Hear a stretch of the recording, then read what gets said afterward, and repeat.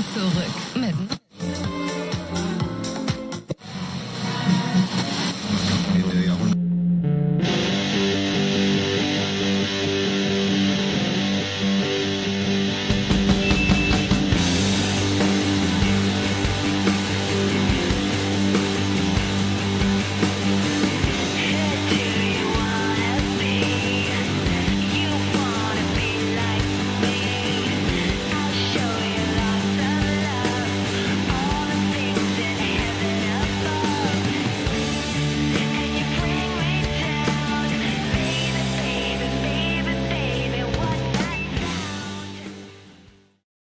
You said Mothra dropping something off.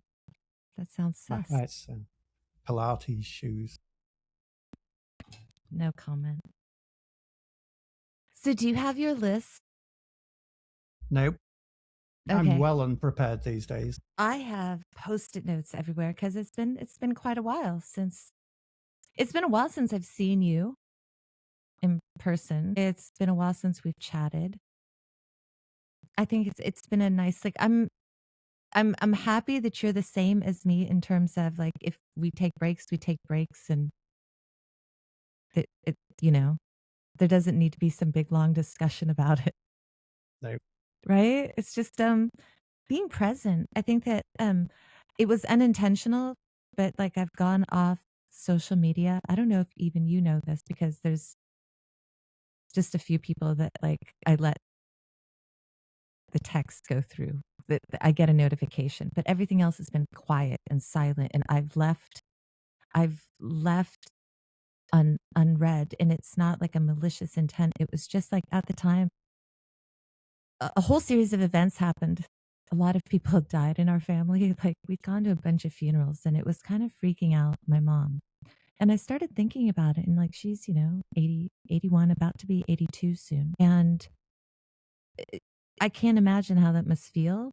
Just kind of knowing you're getting towards that. And so because I can work from home and do different things like that, I just thought I would just be more present and not like sit next to her, like scrolling on a phone. But even if I'm gaming sometimes, like she kind of gets interactive, like, oh, look, there's a guy over there, so it kind of works out. But yeah, just being more present. And also, my son's 15.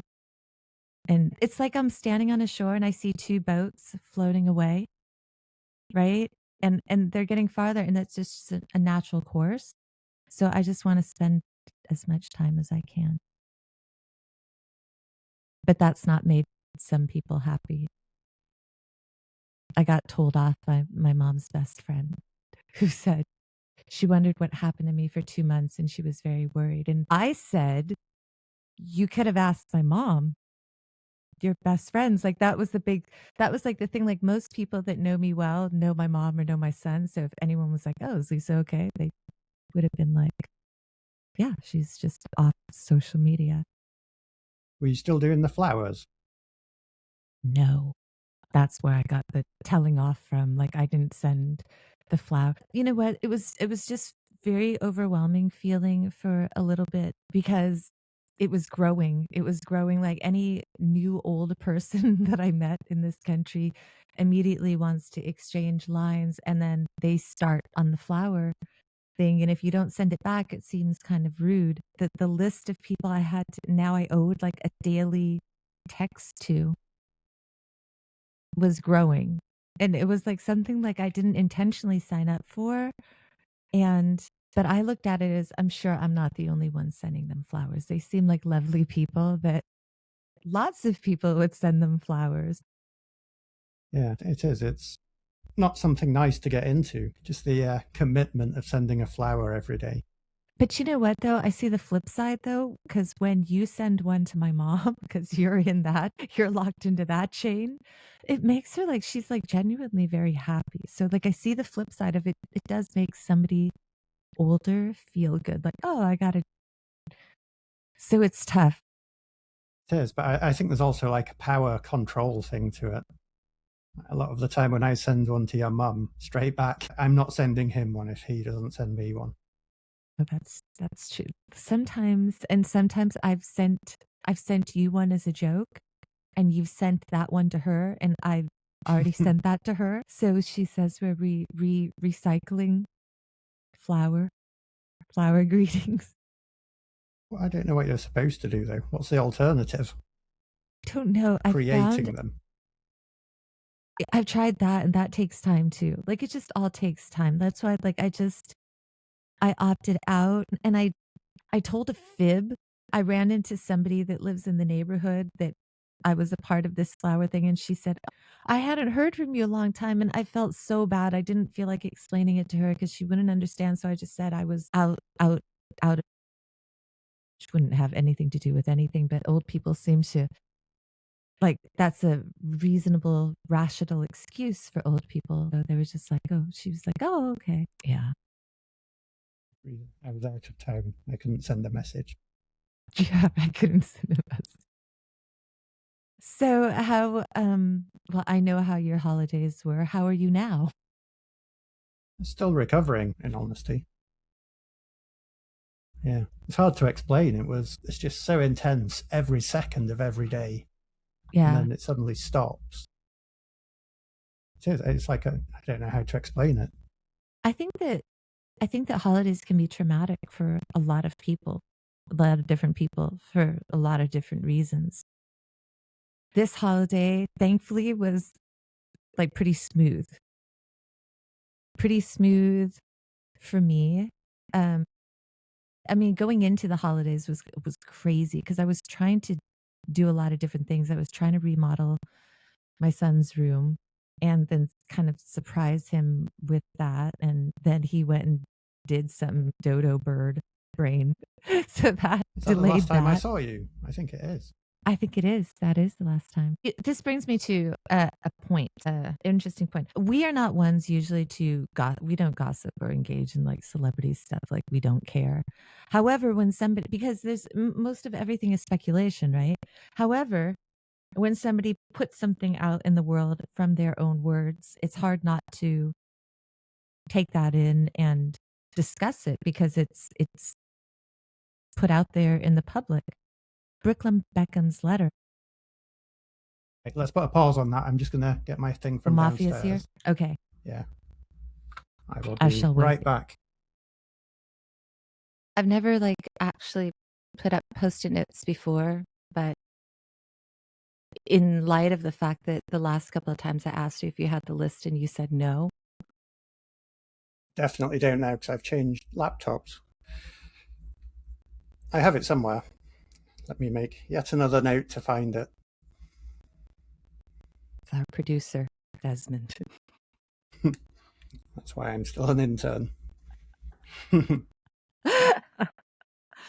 So I wanted to ask you about, because I mean, you have experience in a couple of things, I suppose, being British and being around, y- you know, being a high school teacher for several years, just kind of seeing how adolescence is and stuff like that.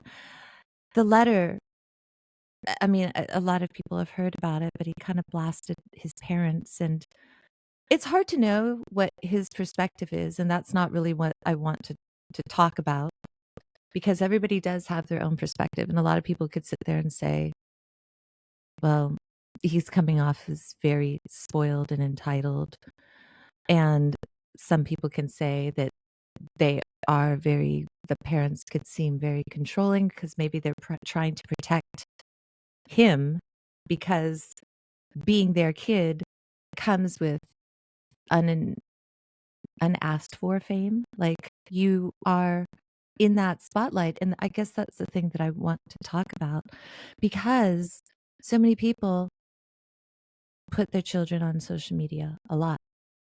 And I used to, when I was younger, I think right when my son was born, I might have posted a baby picture or two, and then I had a friend said, that's on there forever for everybody. And I said, fair enough. So I made it private.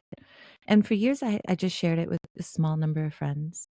But when my son got older, he said he didn't want them on there. Like when he was maybe like 13, he said, I don't really want them on there anymore.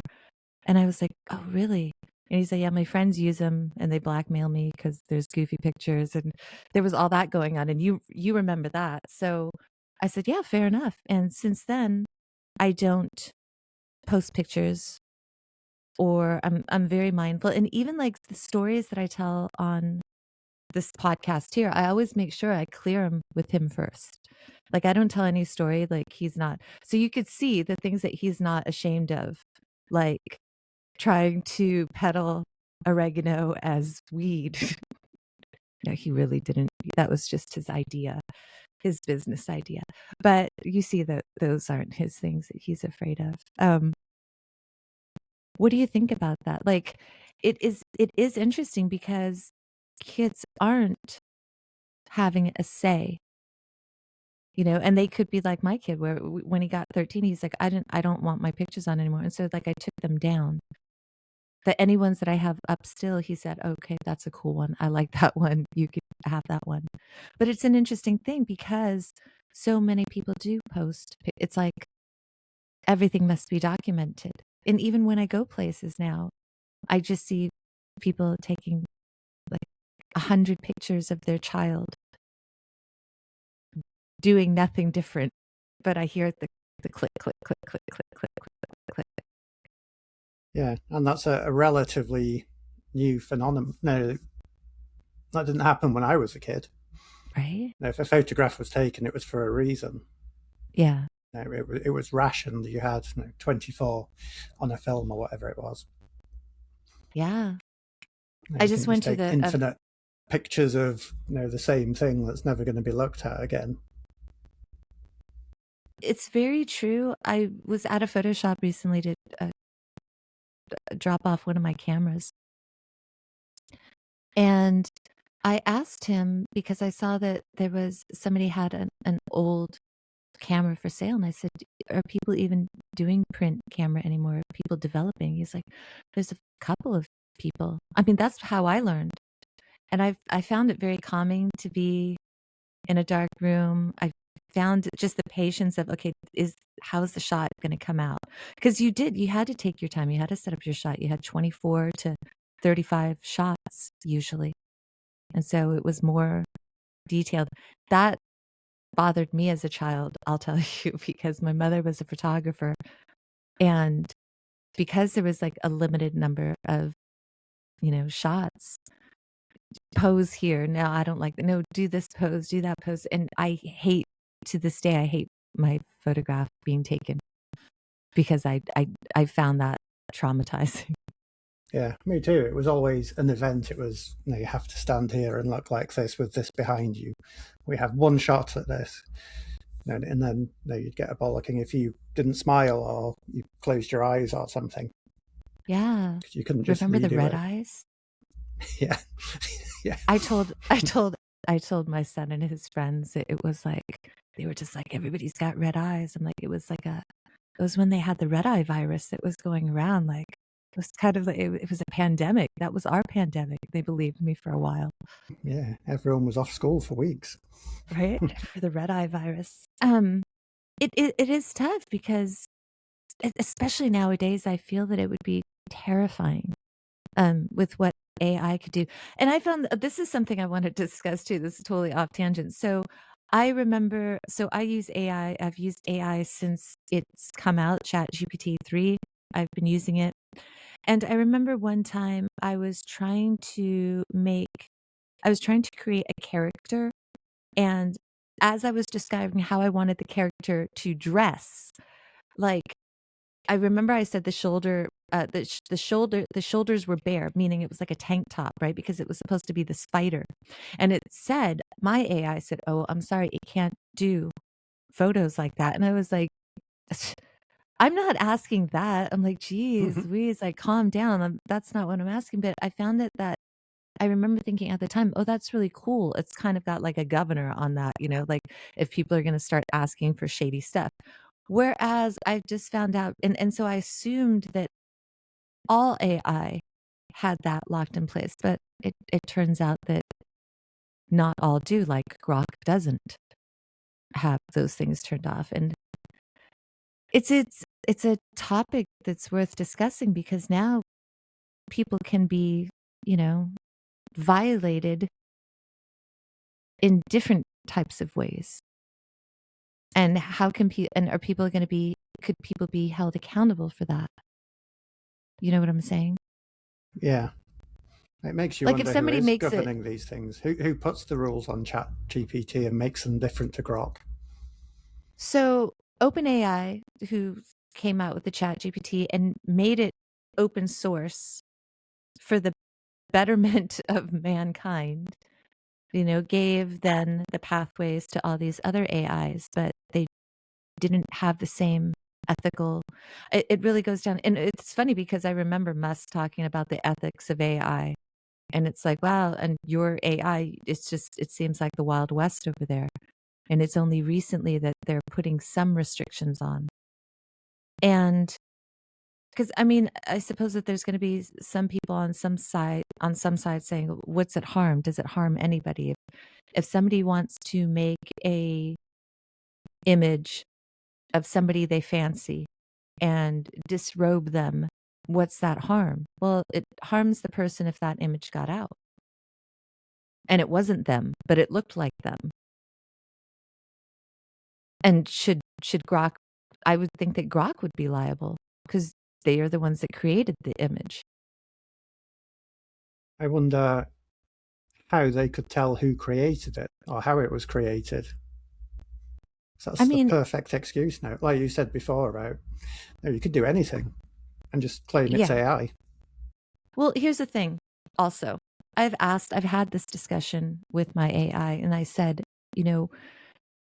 could there be ways that if, as soon as somebody asked for certain types of photos, certain types of things, that you could flag the authorities, you could flag the account? Absolutely. 100%. 100%. So, I mean, you can go and get those people, but it still has to be the person turns that feature on. The person that owns Grok says, yeah, if this person's looking to make videos of children in horrible light, let's set it to immediately contact the authorities with what they searched for, what they're asking. 100% easily done. It's literally a flip of a switch, but they've not enacted that. It is. It's a tricky one because it's like the movie Minority Report. It's finding a crime or almost predicting a crime, Yeah, nipping but it in the bud. if you're searching for that, isn't that in itself a crime? If you're trying to create horrible things involving children, isn't that in itself a crime just to create it, even before it's even made? I mean, so Minority Report was more about the crime hasn't even happened. It hasn't even happened. But this is like getting it as it's happening. Who would be against that? Right? Who would Well, really what be one against that? the people committing the crimes. I mean, aside from that, like if people are sitting there going, oh, people should have freedom of whatever to do that, or maybe it's going to be somebody that says, oh, if they do that, then they won't go out in real life and harm children. There's always going to be somebody that says that, right? But I think that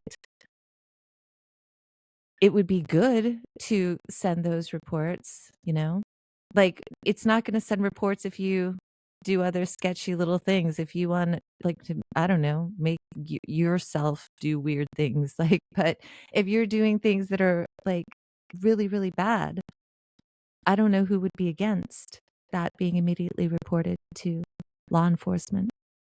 Yeah, I think in the extreme cases like that, it's easy to decide. But when it gets close to something that some people think it's a bad thing, and some people think it isn't, Yeah. that's when it would become maybe hinder freedom of speech. Yeah. I suppose they were like, I suppose if you had a child that passed away and you wanted to create an AI video of your child, like maybe you didn't take videos, like maybe you could get flagged for something like that. And it's actually a very wholesome, maybe it's your way of dealing with grief, right? So I know that there's like a lot of different aspects of that, but it seems a worthy discussion, though, to have the ethics of AI. Definitely, it's advancing. The technology is advancing, faster than the ethics. Yeah. I mean, even from the time that we started this podcast, the advances in AI, I don't think have just doubled or tripled. I think that they've quadrupled. It's happening so fast these days. Even my mother uses AI every day. Um, and she uses it on things that I don't even know how to do. But she's used AI to teach her how to do it. And that was one thing that she said yesterday, that she loves using her AI because she learns about things that she didn't quite completely understand. And she has AI explain it to her in a way that she understands. And she says, I do it for me. And it makes me happy because I learn about things. She wanted to learn about why is, gold sold at 24K or purchased at 24K or 18 karat or 10 karat, what are all the differences and how come that's not the money you get, just learning about all sorts of different things. And I think that's the really good benefits about AI. Do you, I agree. do you still use AI on a daily basis? Yeah, yeah. For work and for explaining things to me, Yeah. self-learning, and for making things more efficient. So that's the real benefit for me. Yeah. Do you have, this probably just shows like my OCD. Do you have because can I ask you what AI you use, not to promote or? I use two. I have Chat GPT and Grok. Okay. So on ChatGPT, you can make subfolders and it'll remember the conversation in one chat. But if you have two different folders of two different things, people think that, oh, it'll remember everything. It doesn't remember everything. It's got limited memory. Even if you buy the premium, which I do, it's got different things. So I have one folder, it just says finance, and I ask it any kind of finance questions. Another one's legal. I do all my legal. One's medical, one's veterinary. But that way it keeps all the veterinary questions all in one kind of thing. And it's so useful. Even my son needed something explained to him yesterday. I said, oh, just open up the one that says tutor and it'll explain it to you. So it's so helpful. It really is. It's such a great addition to things. And yeah, just like you said, getting organized. Yeah, but my AI it's like my OneNote. It's just completely disorganized. When I start a new lesson, I just open a new page. And I've started using a collaborative whiteboard with students. So I can put a question there and we can work on it together, so I can write at the same time as them. And the students are constantly rearranging, no, not changing what I'm writing, but putting it in a more cohesive manner that they can follow. Oh, wow. So I think That's a big difference. I think I just fire things out. I'm not very good at keeping them into folders and subfolders. Yeah. So I guess I should just talk about it. That I feel that I could possibly be prophetic. Okay. So, I've had this irrational fear of the second floor falling out from under me. And we've talked about it on several podcasts, just the crazy irrational fear. And I've sent it, I have all these text messages I've sent to a foreman saying, my house is shaking, everything is shaking. It was a really big fear. Maybe that's not what was coming. Maybe it was a glimpse of what I was coming, because over this break, as you know, I I fell through the floor of an over the water restaurant. It could have been far worse though. We could have just gone completely into the water, just disappeared. So let me backtrack to just explain this thing. My mother told me that my aunt and uncle, my cousins, their wives, their children were going on a sightseeing, like, train trip, like, in a nice poshy kind of a train. It was just gonna go up North Thailand, sightsee, and then it would come down. First thing when we get to the train, there's, like, 100 other old people, and they're singing, and they're happy, and they're singing, and they're loud, and it's, like, my aunt's all her friends growing so there's, like, all these septenarians and octogenarians on this train singing, lots of singing and clapping, and so I was kind of scowly at first, like, this is not what I thought. I was gonna look out the train, like, it'd be quiet, I'd take some pictures, see the countryside of Thailand, and that's not what it was. It was I was a little bit scowly, but they were, like, lovely people. So one of the first stops they take us to is a place called Suratburi, and they have these beautiful sunflower fields, and I got lost to the members of our party, even though there's, like, 13 of them. I got lost because I saw a goat or something, and I made a beeline for the goat. So as I'm in this flower field, there was, like, all these old people, and the flower field had been plowed, so the dirt was all, like, chunky and dry, and it was hard to walk on, and I saw all these old people, they had no canes, and so I was just waiting, so I just thought it'd be nice. I helped these old people cross the thing. Then, it takes us to a restaurant, like, the next part of the tour takes us to a restaurant, and I'm behind everybody. I'm behind my cousin, who's much bigger than me, like, twice the size of me, I just want to point out. And as he was walking in front of me, he said he heard like a crack, and he was turning around to tell me, "Hey, be careful where you walk." But at that moment, like some Shakespearean comedy, I just happened to notice that in the background of the restaurant was a 20-foot wooden statue of a naked man with genitalia and with carpet. And I remember in that nanosecond, I was thinking, "How'd they carve that?" Like, and so I went to turn around to, like, tell my mom and my son, "Hey, look at the 20-foot naked man statue." Like, why is it in this restaurant? And so as my cousin turned around to tell me, "Watch your step," I turned around and then boom, like, left leg went straight into the water. Because I was walking, my right knee hit the edge and gave me a nanosecond to put my arms out like a bird. So I went up to my armpits, and somebody grabbed the back of my shirt, and it was like it was really lovely because I'd helped all those old people when they found out it was me. They all rushed, and they were all, like, really rich old people, so, there was a doctor, and he came, and he was, like, looking, he's like, "You need to go to ER right now." But what I found funny was after they were just like, "Oh, that's the nice girl that was helping us at the sunflower fields." And then after that, they all bought lottery tickets. They were like, "When's your birthday? Like, how old are you? What's your address?" I said, "Why?" They're like, "Oh, we're buying lottery tickets." I said, "For what?" They're like, "'Cause what are the chances that you would fall?" I'm like, "Yeah, what are the chances that one would fall through the floor of an open water restaurant?" So maybe that was it.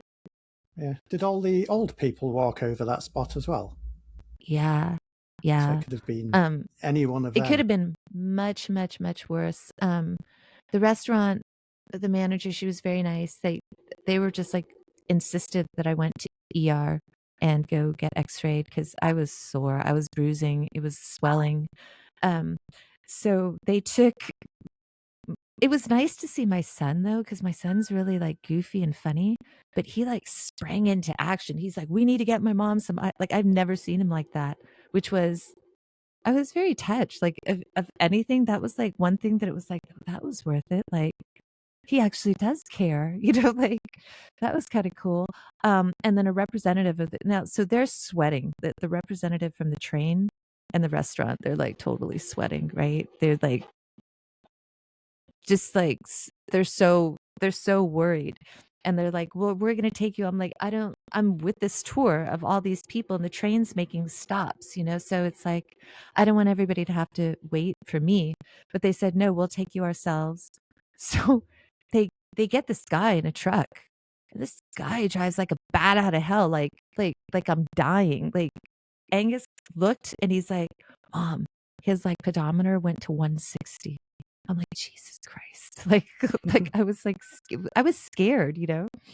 So he takes us to the the, the ER. They x-ray me and I could tell that the two of them are just very, very, very nervous. And I was just like, guys, don't worry. I said, like, no, I know nobody wants their customers to fall in the restaurant. So like I don't think that you were like purposely negligent. You know, like this is just an accident. I have accident insurance. It's all good. Um, the owner called. She was like, I'm so sorry. Like I probably won't have to pay at that restaurant. Like, and she sends me daily flowers. I get the daily flowers from her. But they were really lovely. And the train, like they ended up they said, you just go to the front cart. They like moved our family to the front cart, which was just like nice. It was like couches instead of sitting in assigned seat. So the rest of the train ride, we got that. And that was kind of lovely. So, I mean, everything works out. I was sore for like a week, but I'm hoping that that's it. Like, I don't now have as much of a fear as the second floor. Like, maybe that was it. Maybe that's the energy that I was feeling was going to happen. Yeah, that was the premonition. It's done. Right? Maybe that's it. Like, who's to say it wasn't? Like, it was a really crazy, irrational fear. Maybe it was just like a strong, I'm going to fall through something. We never know. I mean, it sounds ridiculous to say, but you never know. It's 50-50. Yeah, but it I still could be a is. seer, right? Yeah. I could be a seer. Um, some other things that have happened. You went to your first pumpkin show, Yeah, I and did. how was that? Was that your first like hard rock show? Um, no, I don't know. What would Seems you like, I don't know, it was Bon Jovi is kind of hard rock with, you never listen to them though. I've been to No, hard no, no, rock no, no, before. no, no. I have listened to Bon Jovi. I wouldn't Uh, I know I've they're seen Nickelback back in the day. Been to, I've been to hard rock before. have you though? I'm just joking. I'm just What did you think of Mogwai, it? that's pretty hard rock. Yeah, yeah. Yeah, What did you I think of the show? I enjoyed it. Um, I thought, I don't know what I thought going in there. I don't know that many of the songs, um, and I didn't deliberately listen to many of the songs before. I wanted to just go and see it as a show. Yeah. I thought it was entertaining throughout. I enjoyed Yeah. every minute of it. It was very strange the way they separated the crowds because they tried to have 3 tiers of paying, but because everybody pushed forward within each tier, there were these big gaps of so that was kind of strange. And I will say that my opinions on things changed because you could tell that there was a moment I was getting kind of annoyed because the guy in front of me was flailing his arms around, like, and to the point where like people were kind of moving away from him because he was just his one man dancing machine. And while that's nice that you're enjoying yourself, I was thinking other people are not enjoying themselves because we're wary of you about to hit our face. Yeah, And then his friends, I thought, came, and then the four of them were now flailing their arms and dancing and kicking up. And but after a while, I was just like, you know what? They're having so much fun, right? They're having so much fun. But then the total shoe drop at the end was when the show was over. They started introducing themselves and what country they were from. They did not even know each other. And I yeah, thought that was so cool. And like So like my perception completely changed, and it's like it was kind of a good reminder that it all is in perception, right? Yeah. Plus, I had a couple of friends who were in the back section, and they had a great time as well. Yeah, it was a strange layout with gaps between people, but I think each group of people enjoyed it. Yeah. I mean, just it was nice to hear people singing along, and it was also nice to hear people singing along to the newer stuff because a lot of times that's what they're just getting introduced to bands with their recent albums. And whereas like Siamese Dream or Melancholy, are their more popular albums. If you're just like a 20-year-old kid and you just came into, some of the newer stuff, Agori More May, and you're like, oh, this is awesome. And you remember all those songs, the older songs might be new to you. So that's kind of cool that there was almost like a representation of, there was people of every age there. Yeah. And I I saw enjoyed the the guy, cover of what's the name of the song? oh, Berlin, Berlin. Yeah, the Top Gun song. Take My Breath Take My Away. Breath Away. Yeah. Yeah, It was unexpected. yeah, But you yeah. know It what? was a surprise. He does really great covers. Like I've posted it on Sayonara Cupcake before, like when he did the cover of the Miley Cyrus well-known song, Wrecking Ball. They do good spins on stuff. I always enjoy a good Pumpkins cover, especially when you don't expect it to be something like that. Yeah. I also thought it was good. I don't know if it was the first or second song where the electric went off. Do you remember that? Oh yeah, The that was power weird. cut off. And it went Yeah, off yeah. for, I don't know, it was probably only 5 or 10 seconds, but then it came back on and they were still all perfectly in time. Yeah. Yeah.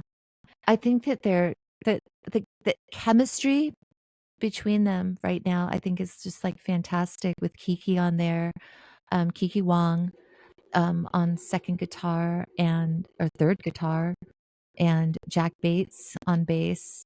Um, they just bring a great energy. It's yeah, I had such a great time. My mom was there. I think she was the oldest person, and everyone was so lovely. They found out how old she was. They, got her a chair. Some people sat with her. It was like so lovely. My kid was there with his friends from school, and yeah, it was very nice. And I liked it. I liked that the crowd was just really, really into it. Oh, you know what I did want to say? I wanted to bring it up because it was totally surprising because I have been off for a while, like I said, because I've tried to been present in other things in my life and just like really spending time with my mom and my child. Um, but then the Spotify Unwrapped came and it sent us a creator one, and it kind of blew me away that we got some Spotify awards. And that I was very, very humbled by that. Because I don't usually pay attention to numbers on anything because like what's the point? Like we don't monetize anything, we don't make anything. Usually like a news might say, hey, you have this many followers, and I still don't believe like half of our followers are real. Like I can't prove it, but I just don't believe it because to have anything over 10,000 to me seems crazy. Like Yeah. 10,000 people It's a is a stadium full lot of of people. people. Yeah. That's a lot of people. So like it's hard for me to just even come to grasp it, like 10,000 people like followed. Like that's crazy. So like I just don't like I still feel like they can't be real. Like this just can't be. But then when you get the recognition and you get something from Spotify and it's like, oh, you're one of the most listened to all the way through podcasts. And some of our podcasts are long. There's some of them are 3 hour. We've had a couple of 3 hour plus podcasts, and it's like, that's amazing. So I just wanted to say thank you to our listeners, and especially the ones since vanilla.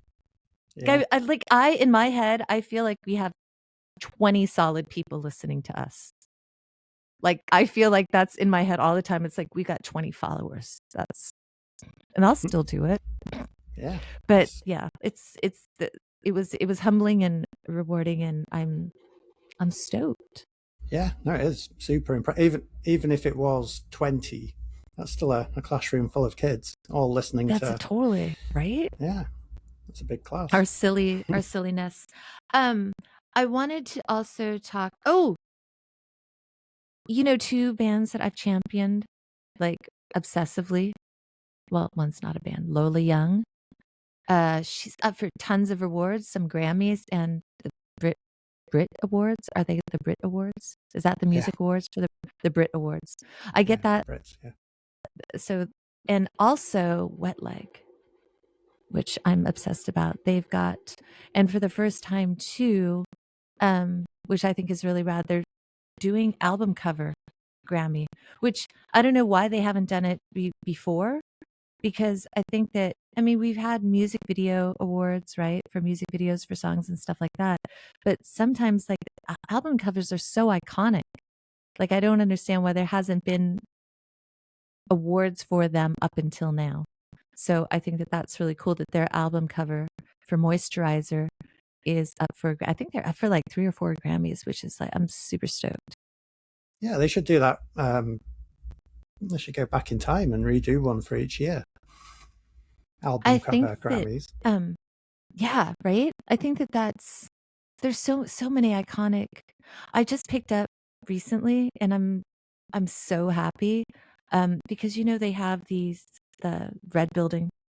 You just tell me when you gotta go. Is it in like 3 minutes? 3 to 5 minutes. Okay.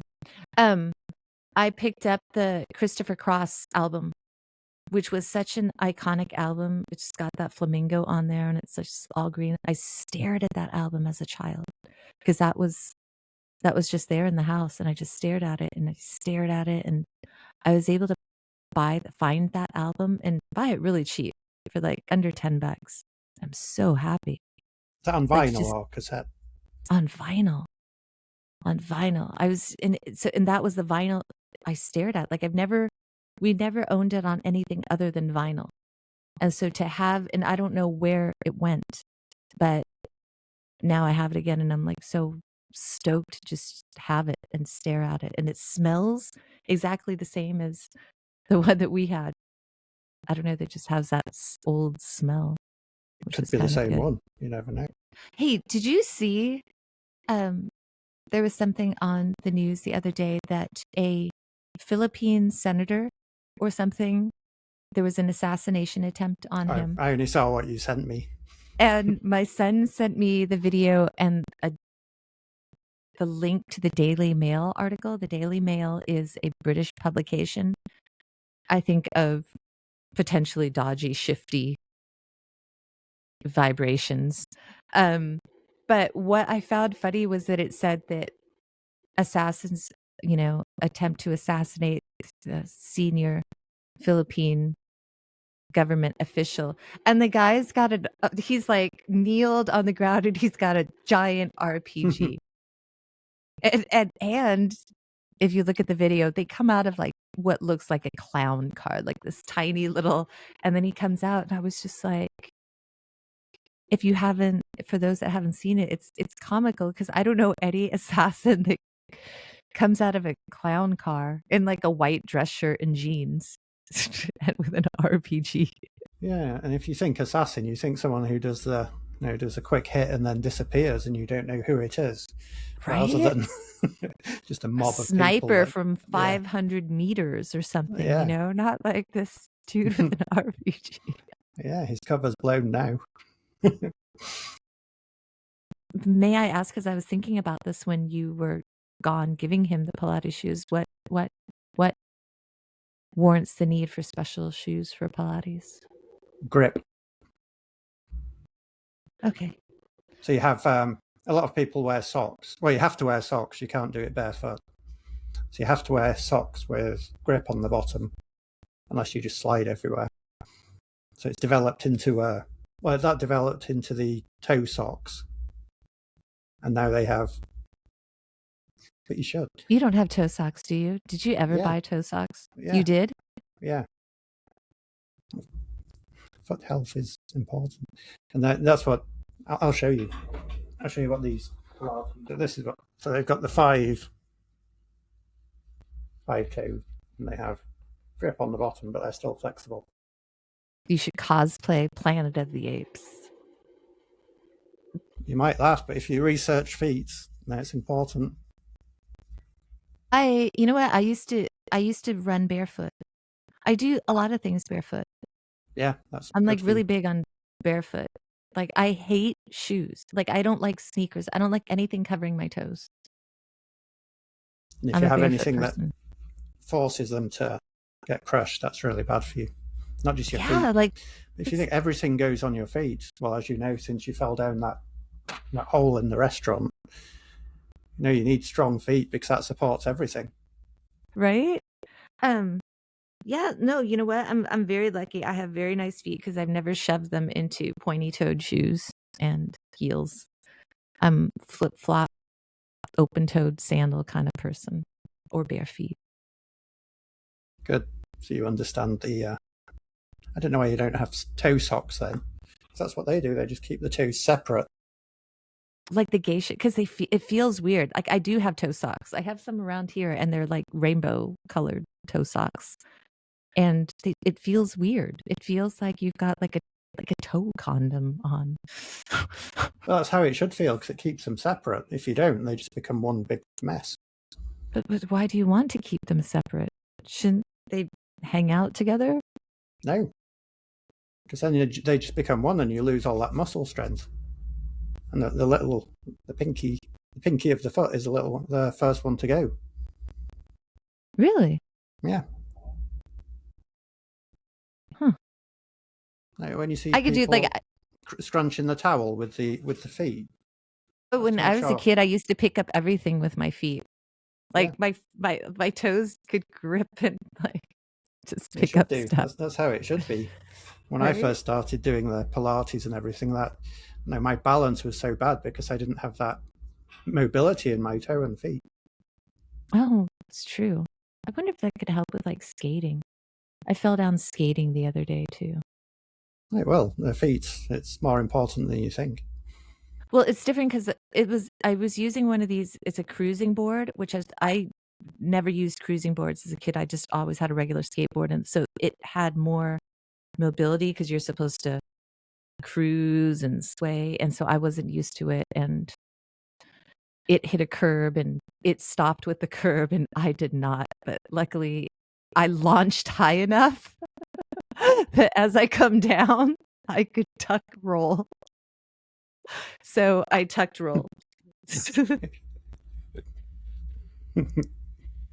What a vision.